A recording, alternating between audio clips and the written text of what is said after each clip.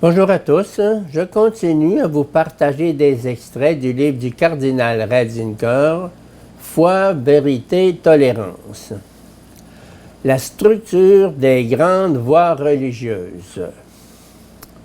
Il s'agit du caractère historique des croyances qui se fondent sur la révélation prophétique et du caractère non historique de la voie mystique. L'appel divin par lequel le prophète se s'est touché peut être daté. Il s'est passé dans un Hicketnunk. Avec lui, une histoire commence. Une relation a démarré. Et les relations entre les personnes ont un caractère historique.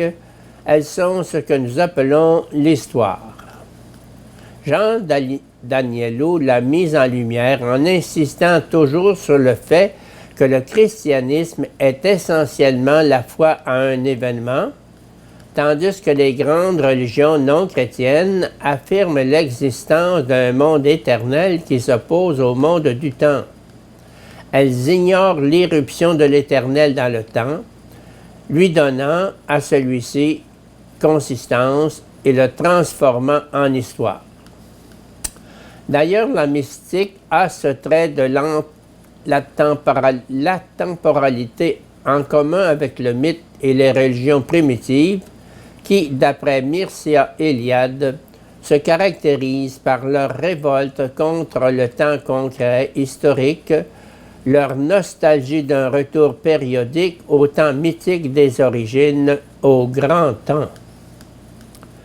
Avec toutes leurs ruses, leur tempérament et leur inclination à la violence, Abraham, Isaac, Jacob et Moïse font piètre figure à côté de Bouddha, de Confucius et de Lao Tzu.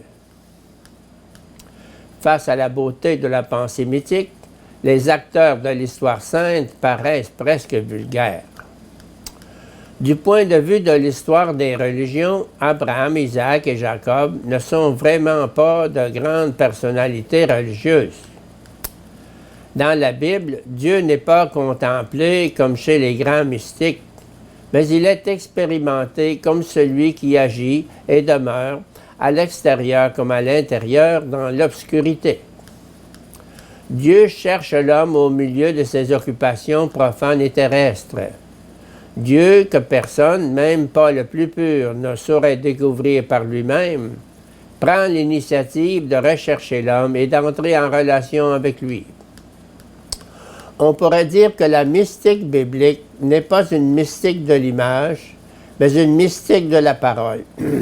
Sa révélation ne consiste pas en une vision de l'homme, mais dans la parole et l'action de Dieu.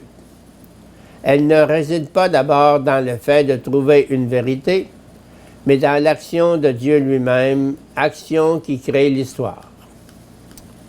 Celui qui reçoit la révélation devient l'instrument de l'histoire divine. En effet, contrairement à la mystique, c'est Dieu qui est l'acteur et c'est lui qui procure le salut à l'homme.